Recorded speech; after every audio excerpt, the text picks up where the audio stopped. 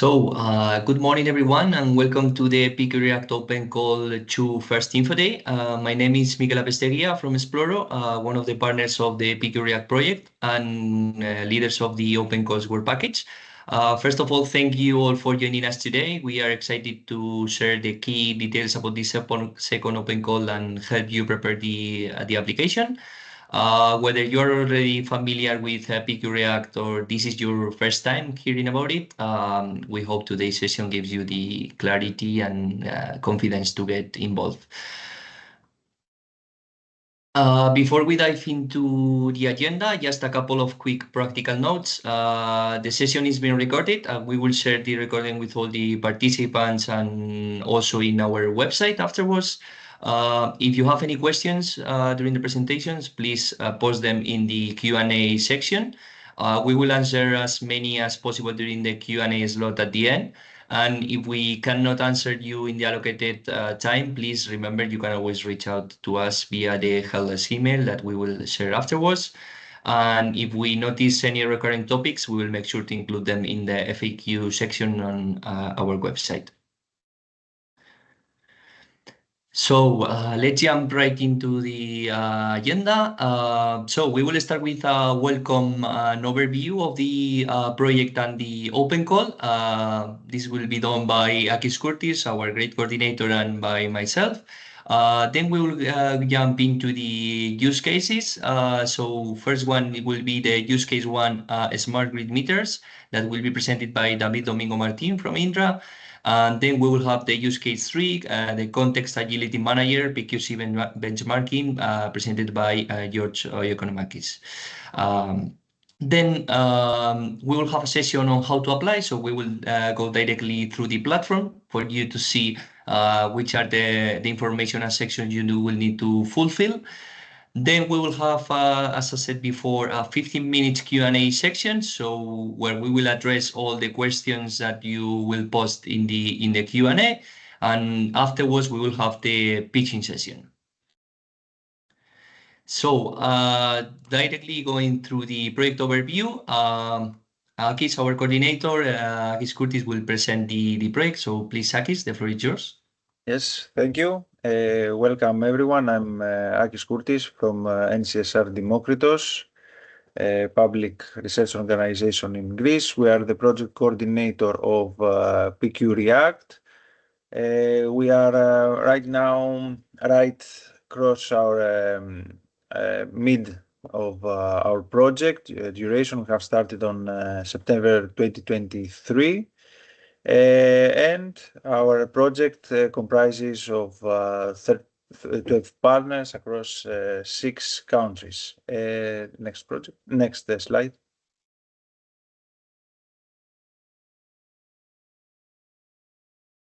This is the main slide for the project overview, Akis.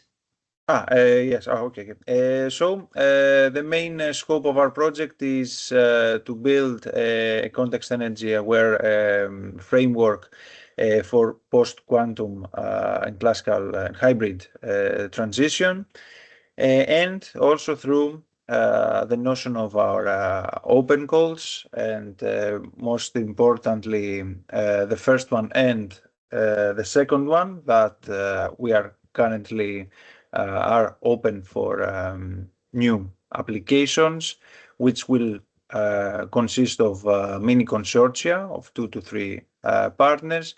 We aim to facilitate this transition, and from the tools and the knowledge and the know-how that we have brought through our project to bring in for your applications, and also to build, extend and integrate new applications and new enablers. In this session, you will see we present 2 of our also pilots that we have in our project, and hopefully you will find something interesting. We can collaborate. You will apply, and hopefully you if you're good enough, you will get funded through evaluation, and will get to collaborate and build a nice synergy. So thank you, Mikel. Thank you, everyone. Thank you very much, Akis. So now let's dive into the core of the InfoDay. Just a quick remark before we go through. Just to know that in parallel, we have also an open call for evaluator that closes next Tuesday, so the 29th of April. If you are interested in contributing as an evaluator, please check the project website. But just in case, be aware that if you are selected as an evaluator, you will not be able to participate as an applicant due to the conflict of interest. Just that note. Regarding the open call, the important thing of today. This is as Akis mentioned, the second open call of PQ React. This call focuses on implementation of post-quantum cryptography solutions across our 4 strategic use cases that are, as you can see in the right side of the slide, the smart grid meters use case, the 5G and 6G architectures, the context agility manager, the PQC benchmarking, and the fourth one, Eclipse Crisp for PQC. So all the applications should address one of the use cases of the project. Today, as you know, we will focus in detail on use case 1 and use case 3, which will be presented by the leading partners afterwards. And regarding the open call, this open call brings 650,000 euros in funding. The idea is to fund up to 4 projects, 4 winners, 1 per use case. This means that it will be up to 162,500,000 euros per winning proposal, per consortium. The call is open till the 27th of May at 5 p.m. Brussels time, so Central. We need to correct that, Central European Summer Time. So please, if you are planning to submit an application, do it on time, as the platform won't accept late applications. Also, if you need support, please reach out to our help desk email. So about why to apply to this open call, there are several reasons, but obviously the first one and the most important one, let's say, it could be to obtain this direct lump sum funding. However, this is not the only reason. Take into account that if you are selected for this call, you will be part of the strategic European initiative working on real use cases that will contribute to the development of emerging cybersecurity standards. So at the end, contributing to Europe's quantum cybersecurity future.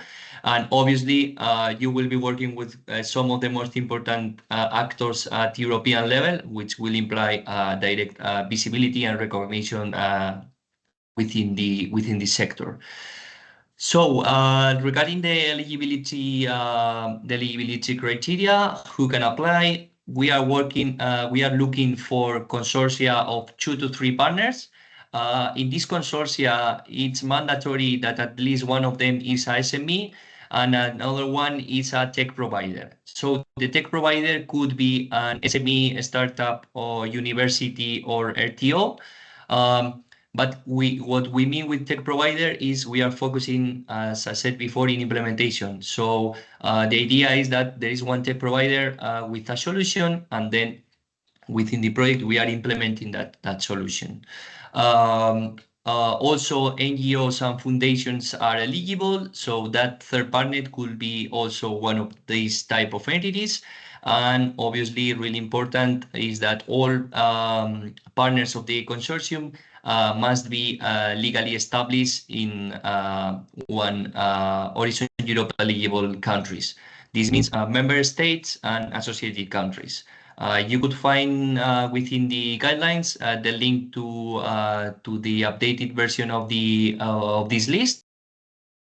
But take into account that we are talking about the associated countries as of the call launch date. That was the 2nd of April. Regarding additional rules to keep in mind, please take into account that SMEs and startups can only be part of one application. and universities and RTO, larger institutions, can submit one application per research group. This is also important.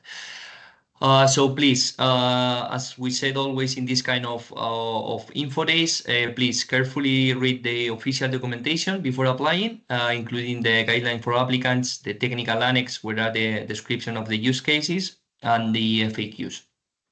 These documents contain the key details, eligibility, use case scope, expected results, and so on.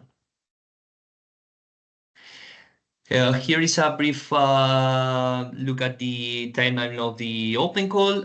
We'll have 2 months for the open call period from April till the end of May. Within this period, you will have the opportunity to send us questions or queries through the help desk email, and you will have also these InfoDays and pitching sessions. Then we will have 2 months for evaluation from June to the end of July. This evaluation includes 7 steps. The eligibility check that will be basically verify that the consortium meets all the eligibility criteria established in the call documentation. Then we will have an alignment check that the use case leaders will assess whether the proposals are aligned, are viable or feasible with the selected use case. Then we will have external evaluation that will be evaluated by 2 independent evaluators to ensure fairness and transparency.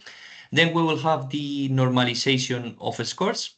This step it's established to avoid bias and rank proposals fairly. Then we will have the final selection of the proposals that will go through the legal validation. This legal validation will be checked the selected consortia meet all the legal and entity type requirements. And then finally, if you are successful through all these steps, it will be the sub-grant agreement signature between the consortia and the peak area coordinator. And last but not least, the most important part, in beginning of August, the idea is that the projects can start with implementation. The duration of the project could be up to 12 months. So they could last till the end of July 2026. So with no more delay, we can go to the use cases descriptions. We have use case 1, smart grid meters, that will be presented by David Domingo Martin from Indra. So please, David, the floor is yours. Okay. Thank you, Miquel. Well, from Indra, our involvement in the project is mainly dealing with the impact of post-quantum crypto, both in the standards available, in the impact of post-quantum crypto in other standardization bodies, in national bodies, and also in the impact of post-quantum crypto in real deployments. And in this scenario, we are presenting this use case of the impact of post-quantum crypto in smart grid deployments, and more specifically in smart meters. The use case is focused on the firmware delivery to the smart meters, just because most of the crypto deployed in this kind of system tends to be symmetric crypto, but specifically for the firmware delivery, it relies on asymmetric crypto. Right now, focus on elliptic curves digital signature algorithms, and the challenge is to go from these classical kind of algorithms to post-quantum crypto digital signatures algorithms. Next slide, please, Mika. So, what are the challenges that we foresee that must be taken into account? As mentioned before, we think that this smart grid deployment is a very good fit for the kind of challenges that post-quantum crypto is going to imply, because the devices deployed tend to have very low processing capacity and low storage capacity. the network where the firmware and the keys are deployed tend to be also low bandwidth networks. In this kind of networks, sometimes there is a high volume of deployed devices, which tends to be also demanding considering the low bandwidth. And also that we are not going only to handle one kind of devices, or usually on these deployments, there is not only one manufacturer providing the smart meters, but usually utilities rely on quite a lot of smart meters providers in order to perform the metering capabilities. So for the utilities, it will be a challenge to be able to cope with post-quantum crypto in this scenario, considering a lot of different hardware devices. The specific challenging processes that we have identified are the firmware signature verification itself, which must be performed on the smart meter. So we have to consider the meter processing capabilities, and we have also to consider the network bandwidth, whether the size of the signature could have some impact on the delivery of the firmware to the smart meters.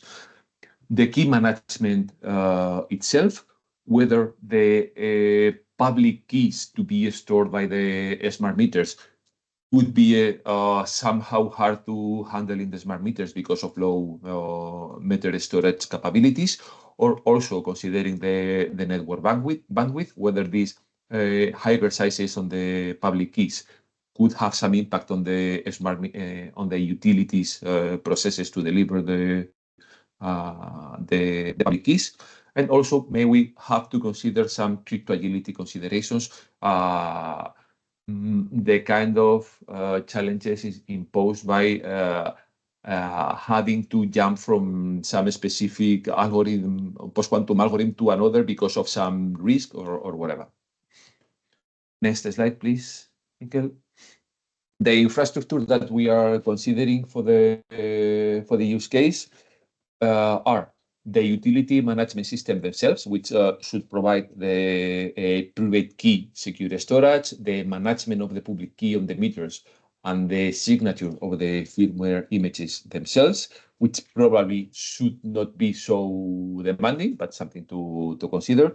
The data concentrators in the middle of the utility management systems, and the network controlling the smart meters, which themselves will be in charge of the management of the public key on the meters and the management of the firmware update process in the meters.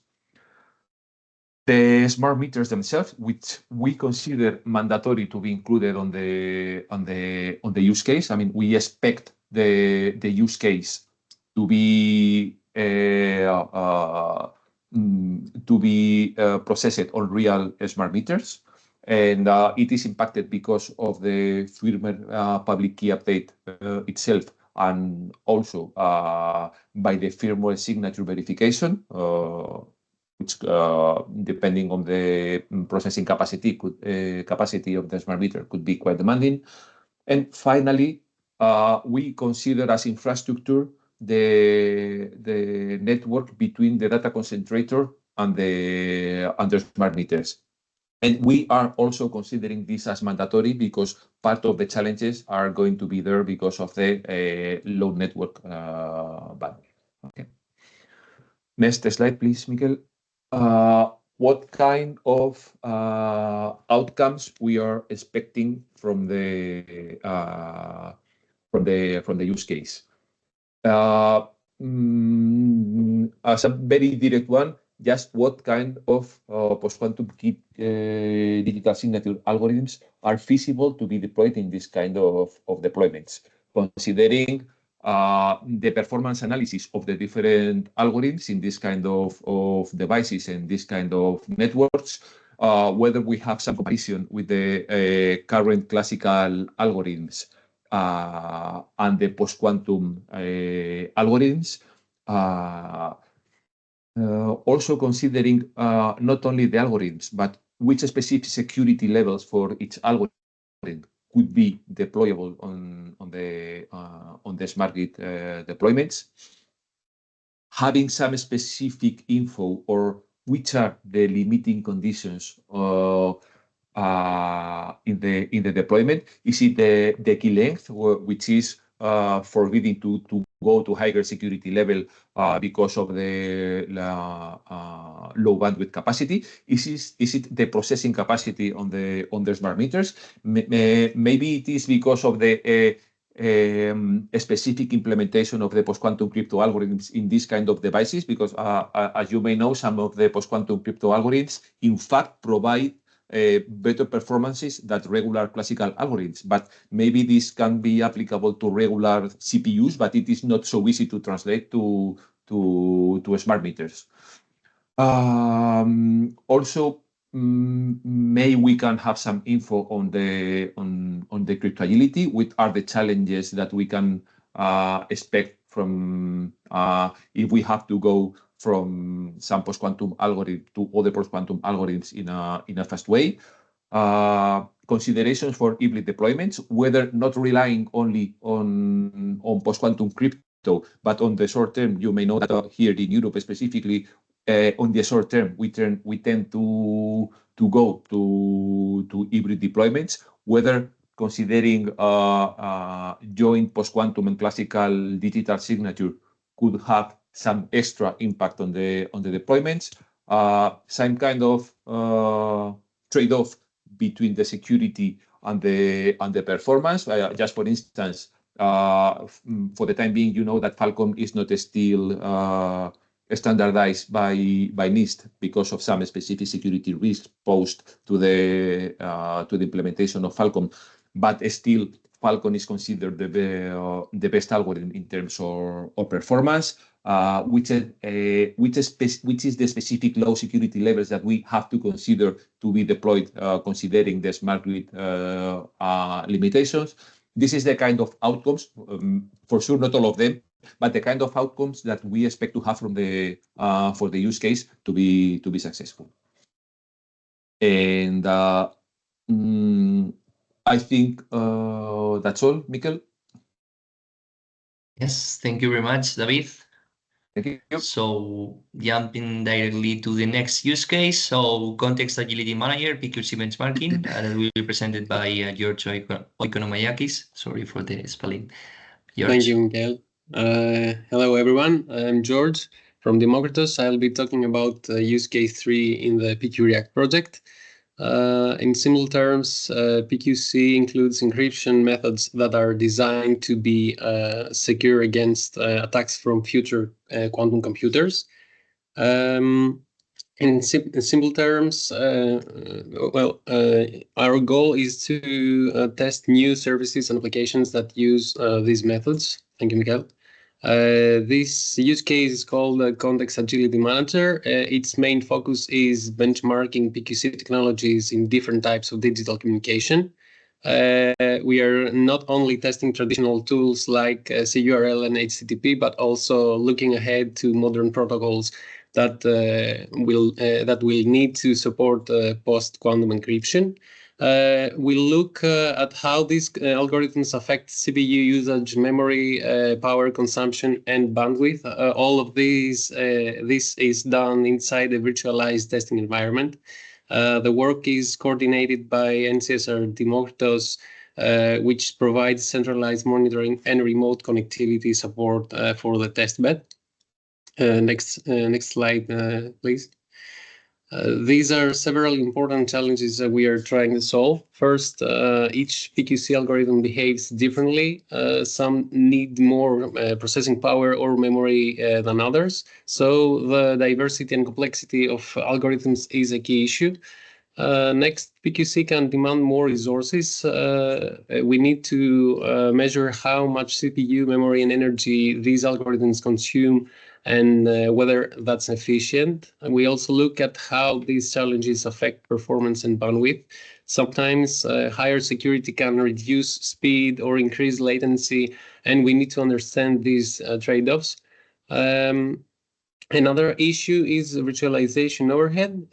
Since we are testing in a virtual environment, we want to separate the cost of the PQC itself from the cost of virtualization. And we must also ensure that PQC systems can work with current technologies like existing cryptographic systems without breaking anything. So finally, we need reliable monitoring tools. Our measurements must be accurate and consistent so we can trust the results. Next slide, please. From this use case, we hope to learn several things. First, we want to test PQC under realistic high traffic conditions. That means seeing how it behaves when networks are busy or when many devices are involved. This is about scalability and robustness. We also want to find ways to improve energy efficiency. We measure how much power is used and try to find PQC implementations that consume less, especially in environments where saving energy matters, like, let's say, in IoT devices. Next slide, please.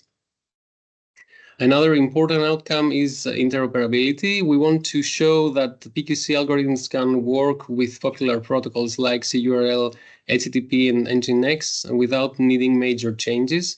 We also want to deliver protocol-specific performance data.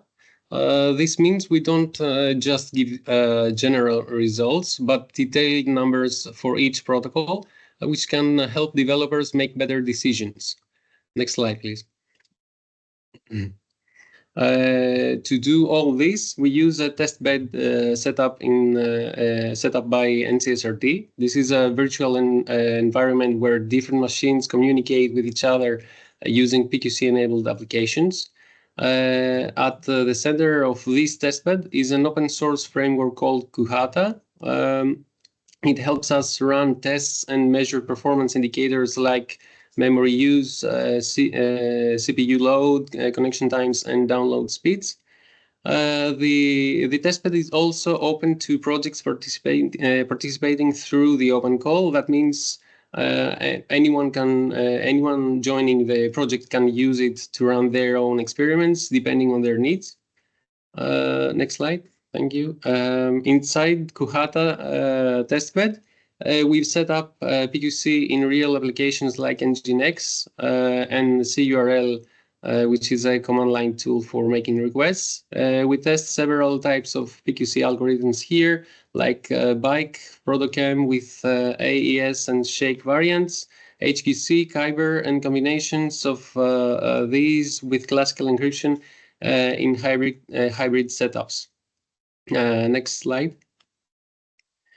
When two devices connect using TLS, Kuhata lets them negotiate with which algorithm to use. Then during key exchange and encryption, the selected PQC algorithm takes over, just as it would in a real world setup. Next slide. We use automation to run repeated tests and gather data. A Python script and the Telegraph monitoring agent run on both client and server systems. These tools collect performance metrics for each algorithm. The data is saved in InfluxDB and shown visually using Grafana dashboards, making it easy to analyze and compare. The script goes through all supported PQC algorithms, running a number of CURL calls for each one. This allows us to track how each algorithm performs in real time under realistic conditions. Next slide. So in this final technical slide, we list the main indicators we monitor. That is CPU usage, memory usage, power consumption, CPU temperature and frequency, and bandwidth.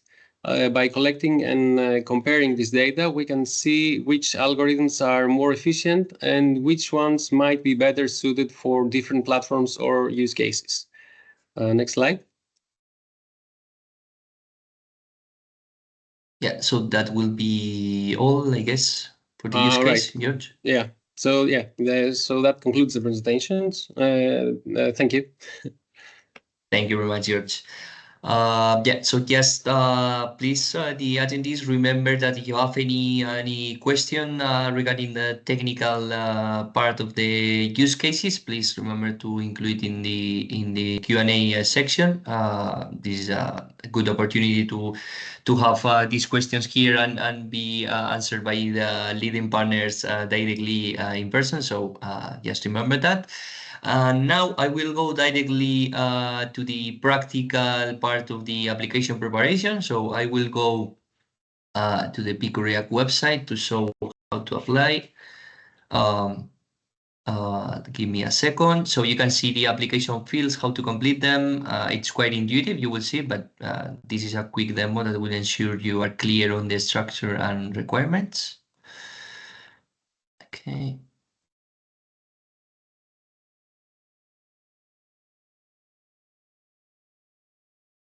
Will you please confirm me that you are seeing the screen properly? Yes, Mikel.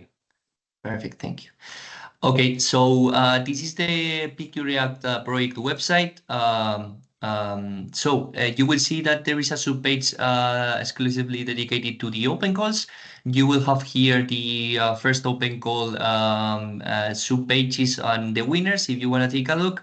And we have the call for evaluators and our focus of today, the call open call 2 for applicants.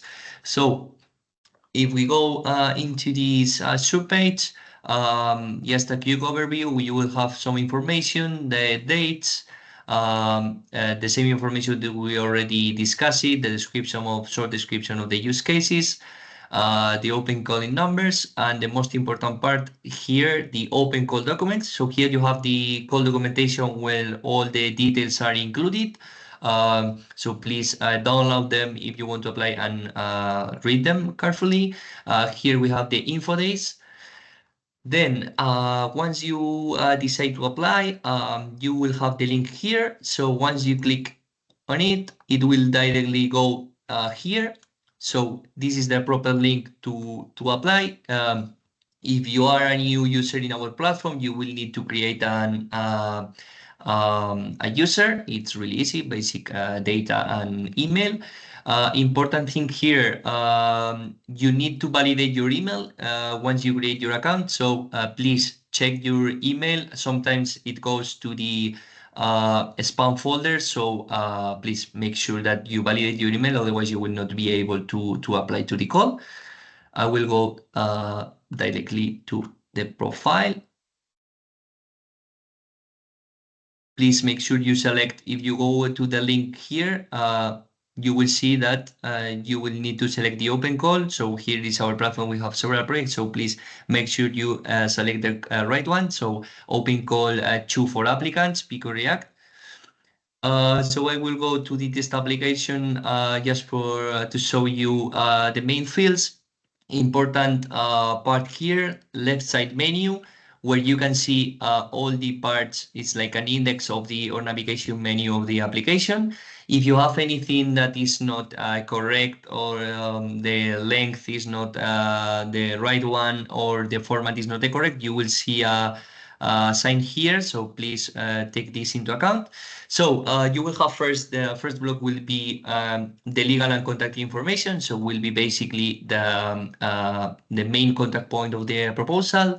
Then you will need to choose whether you are 2 or 3 partners. You will need to include the data of each of the organizations. So the legal name, short name, the address, phone number, website, and so on. You will need to select the type of entity that you are. So SME university, SME startup, sorry, university research center, or NGO or foundation. With each of the types, it will appear some notes just to make sure that you know that you comply with the definition of each type of entity. Then we will need to do the same for the second organization.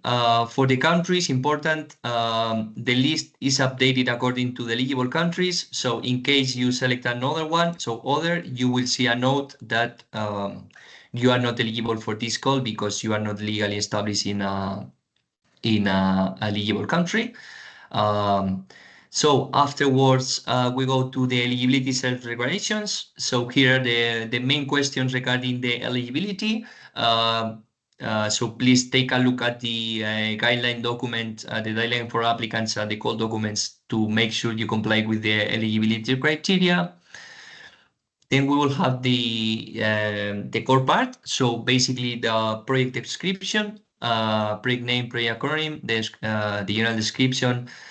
Please here make sure that the general description is a proper one, since if you are selected and funded through this call, it's gonna be the summary of the project that will be published in our website.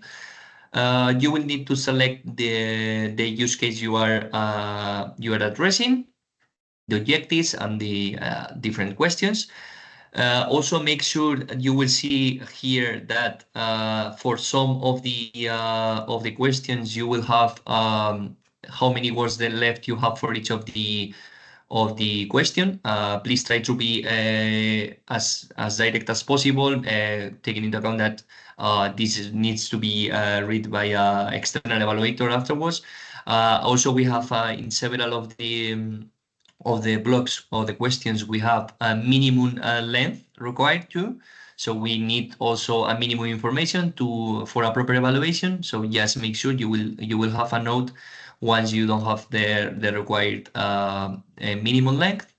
Then we will go through the next block that will be the technical excellence about the proposal. You will have some questions here. Then we will have the impact, again, some questions. And regarding implementation, you will have here the chance to add the team of the project. So the name, the short bio, and the CV of the team participating in the project. Please make sure that the CV is in PDF format. That's mandatory. You can see it in the call documentation. But if you don't attach the PDF, CVs will not be eligible. Then we'll have also the activity plan. You will be required also to include a Gantt chart of the project. As I said before, the project could last up to 12 months, so 1 year. Please include a PDF, again, a PDF format document here with the Gantt chart of the proposal. Then we will have a couple of more questions, and then we will go to communication and dissemination. And this part is also mandatory. It's important because as you will see when you read the call documentation, 25% of the KPIs are focused on this. So this is also important. So you will need to select here multiple options of communication strategies that you will carry out within the project. Explain a bit those strategies, and then for dissemination the same. You have a drop down, you could select more than one option. Then you will have the privacy policy, the declaration of honor, and other that this is optional in case you will like to specify why you read this open code. Important is that the application is saved automatically once you change anything, but yes, for the you have also a button here to save the application. Once you want to review and submit it, you will see that if you click on review and submit, if there is something that is not properly addressed, like maximum or minimum length of the question, the format, and so on, it will not allow you to submit the application. So you will need to comply with all those requirements. And you will see here in the right side menu, which are the questions in which you need to do some corrective actions.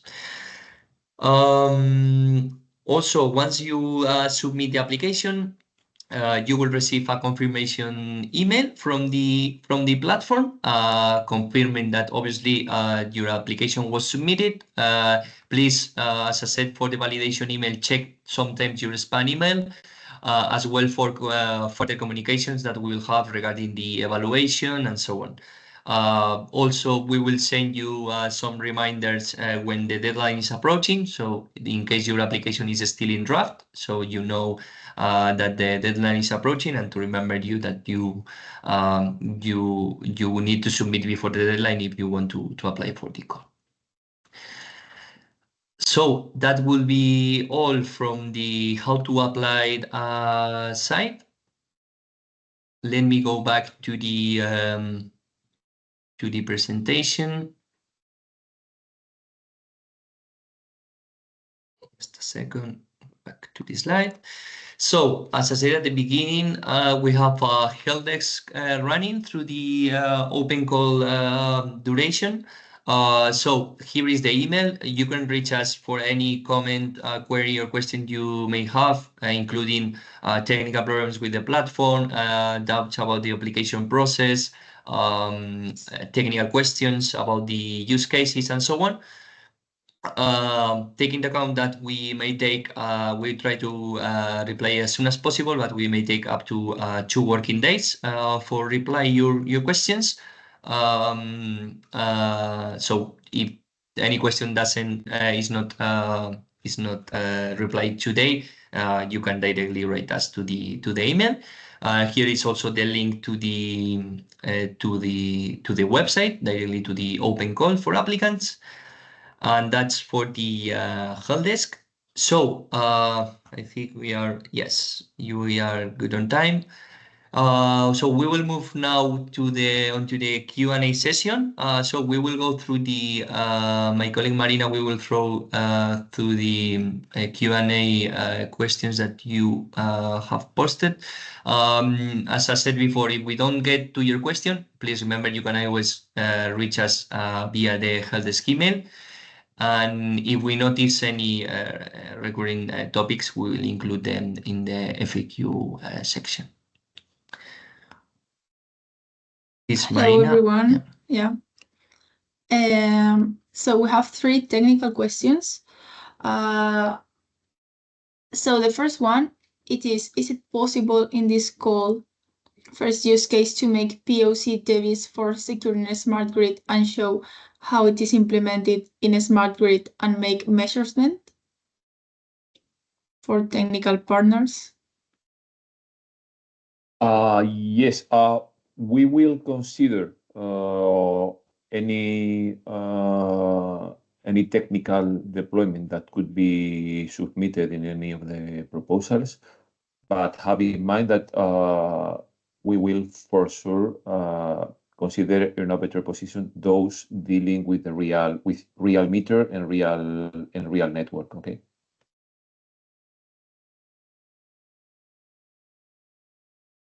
Okay. Then next question is regarding use case 3, and is the testing and validation of just one service, app, or protocol enough for a proposal, or we need to test multiple services? For example, Quick and SIP and OAuth 2. Sorry for the spelling, I don't know how to say this. So this will be for use case 3, George. Sorry, I didn't catch that. I just rejoined the meeting. Yeah, so I can repeat it. Yeah, for use case 3, is the testing and validation of just one service, app, or protocol enough for a proposal, or is it necessary to test multiple services?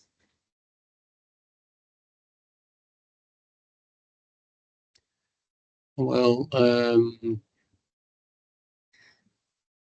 I did not understand exactly what do you mean by is it enough to for a proposal? Can you elaborate this a little bit?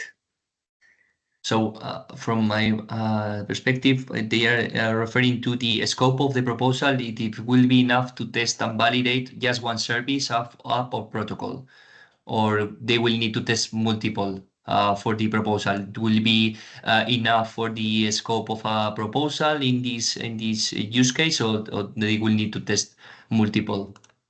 I guess testing multiple protocols or applications, the results will be more representative. So I think that just a single run of tests will be less adequate for a proposal. I don't know. I don't know if Thank you. I answered your question. Okay, we hope so. If not, as Mikael said, they can also refer to the help desk and maybe write there the question if it is not solved right now. So the last one is, do the infrastructure and all the devices that will be used in the implementation have to be detailed in the submission?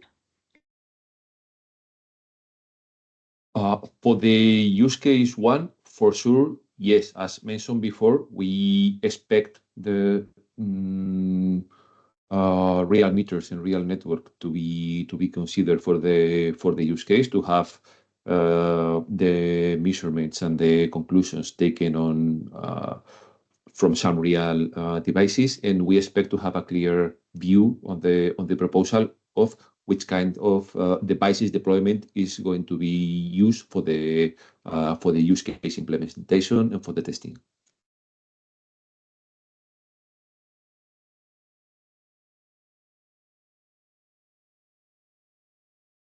Thank you, David. Okay, thank you. We have one more question. For use case one, is it acceptable to have a device which has electrical meter integrated as one part of its functionality?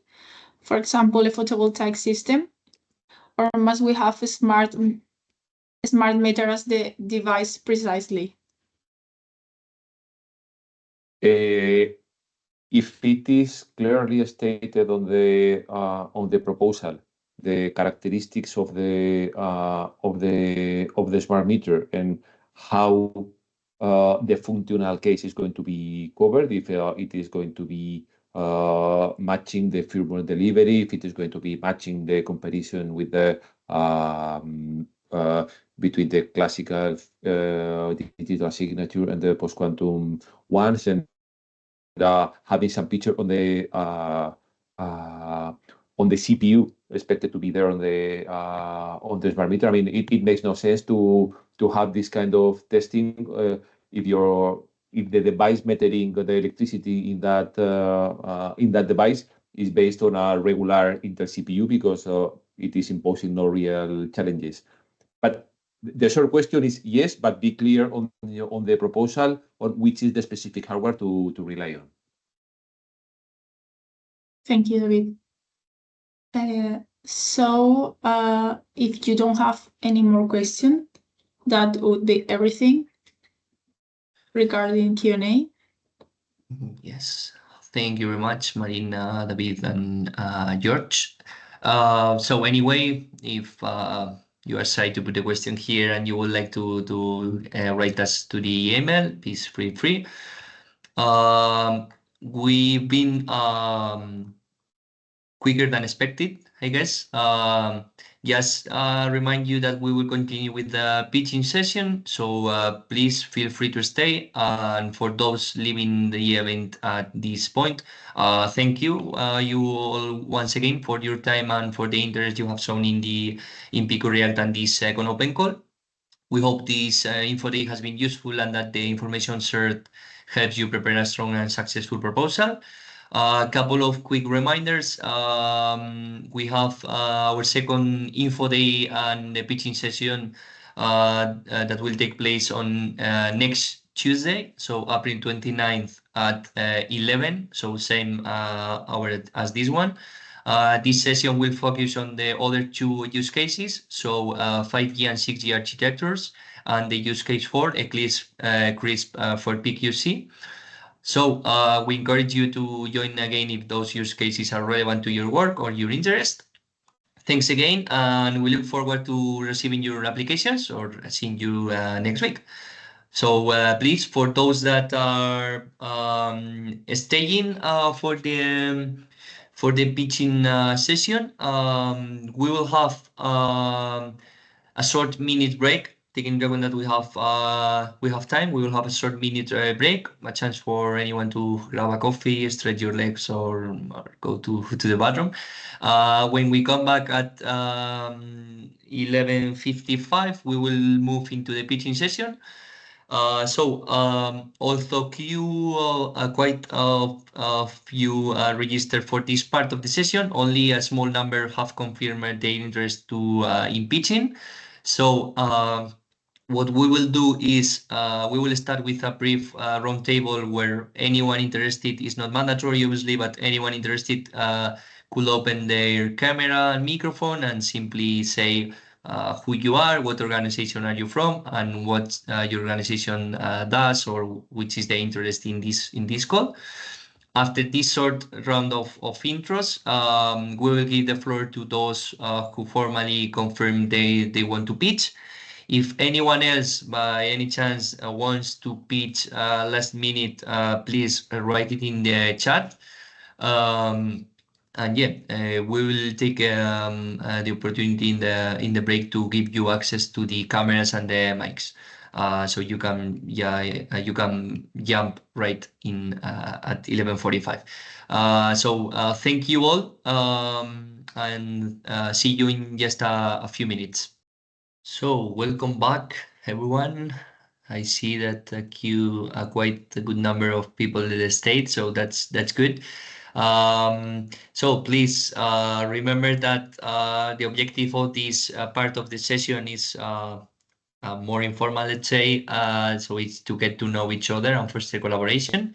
So as I said, we will start with a roundtable that maybe will take a bit more time than included in the agenda. We are good on time, so that shouldn't be a problem.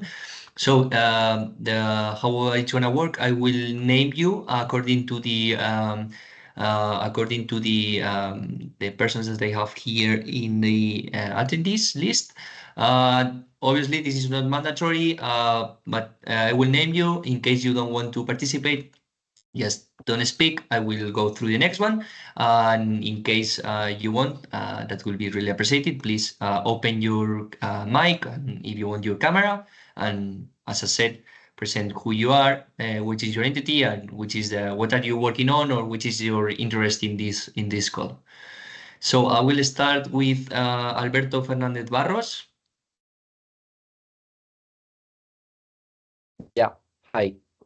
I'm Alberto. I'm working on ITG, which is a company centered in providing technology, like emerging technologies to pymes and all this. And we are currently working on integrating PQC and QKD to cryptographic systems.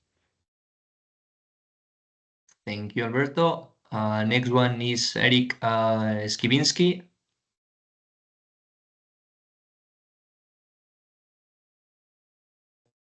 Yes, sorry, a couple of technical problems there.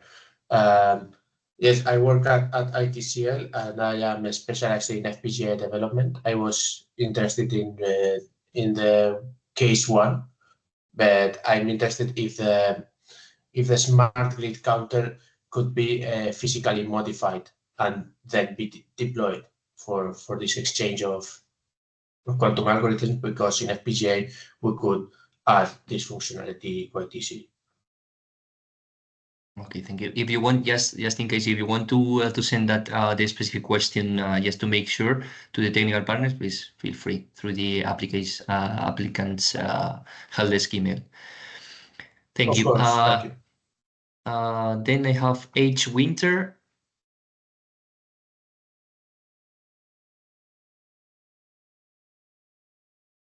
Next one is Haris Niavis.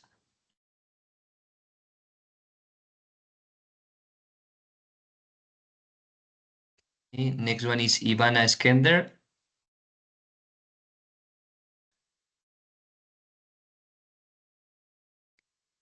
Leila Munchaga.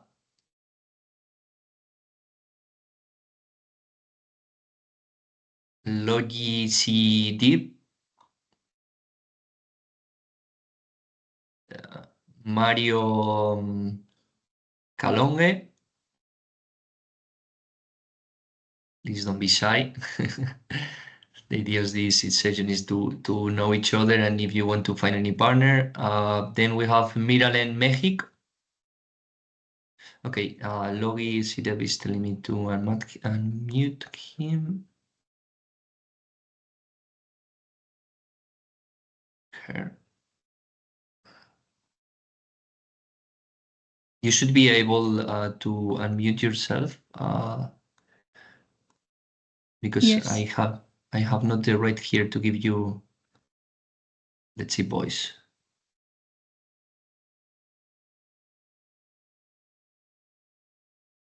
In any case, if you cannot access the mic, please feel free to include it in the chat your details. I continue. Then we have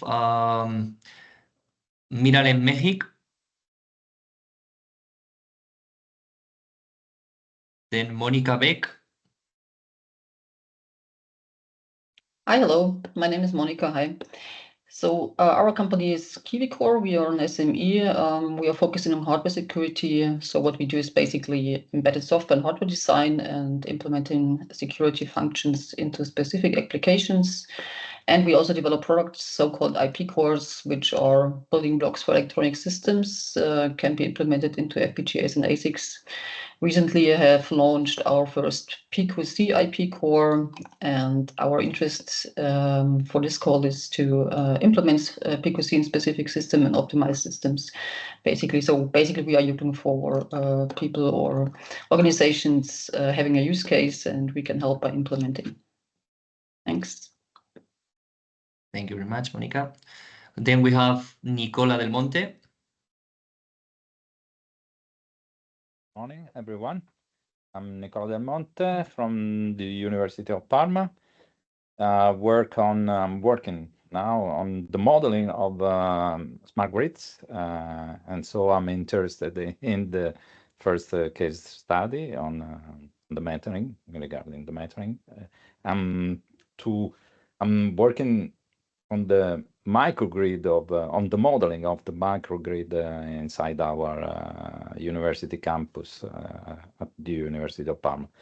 And so I'm quite interested in the metering case study. That's all by my side. Thank you very much, Nicola. Then we have Nuria.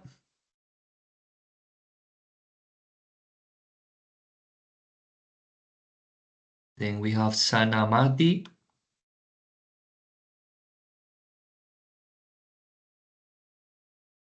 Silvia.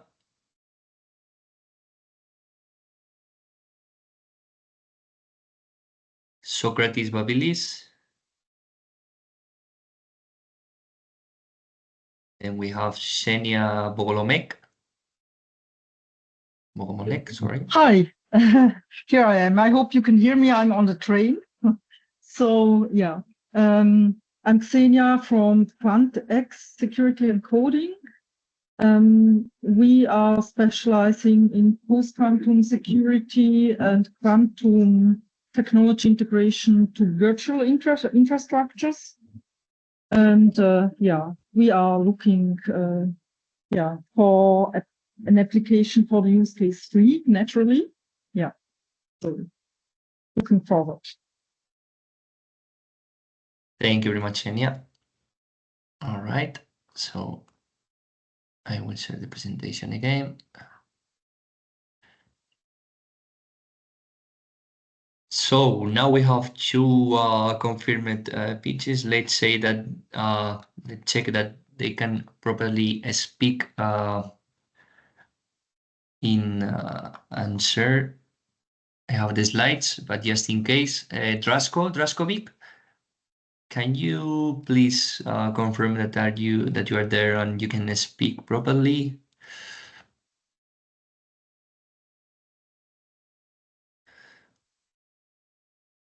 I don't see Drasko here, so I'm not sure if it's one of the... In any case, we will share the slides of Drasko if he's not here available to pitch the presentation. And then we have Deepak. Are you here? I don't see your name neither, so. Yeah, it's working now. So I can Okay. also enable the mic now. So we are ready. I'm ready. Yeah. Perfect. So I will share my screen with your presentation. Please confirm that you can see it properly. Yes, we can see. I can see. Thank you. Great. So good afternoon, everyone. We are a SME based in Austria, developing FPGA based solution and working on the energy domain as well. Next slide, please. So this is the one of the product we are developing called Omni Power. So this is a specific solution for whole energy value chain, whether you are in the generation or whether you are in distribution or whether you are in the consumption or the storage. So using this hardware called Omni Power, which is patented, and including AI as well, you can do lots of application like grid maintenance, predictive maintenance also, and the aging infrastructure and monitoring for battery, hydrogen, smart grid, and solar and the wind power as well. Next slide, please. So here you can see how the product looks like. So it's fully scalable and fully, you can make it modular as well. So suppose if you want to test the hybrid grid, which is different than the standard grid, you just need to change the module. You don't need to change the whole hardware and the software. So it's a one-time investment, and it's a long-term kind of solution for the end user. Next slide, please. So this is the example. You can see on the top, there is a one kind of application, and on the bottom also you can attach separate kind of maintenance. So first is the metering, the red one, and the green one is to check the predictive maintenance. And the next, the bottom one, you see the transformer for the LoRa base grid maintenance. So this is where we would like to, we are looking for a partner for this call. So I see Nicola is one of the best candidate to connect with. So I will ask for your email, please. So on this one, we have also the FPGA board. So on the FPGA board, we have two kind of the objective. So one is the hardware in loop, second is the security, and this is where our interest is to implement the PQC there. So next slide, please. So this is the digital twin capability of the Omni Power, and you can have a look. Next slide, please. So here you can see that usually, once you put the system into the grid, you need to update, you need to gather data, you need to also do a regular kind of maintenance, and that's why we are adding the PQC here. So at the bottom you can see our FPGA board, which we will plug into the Omni Power. And for this system, we have already plan, and we have already the human resource, and this project is a really good fit.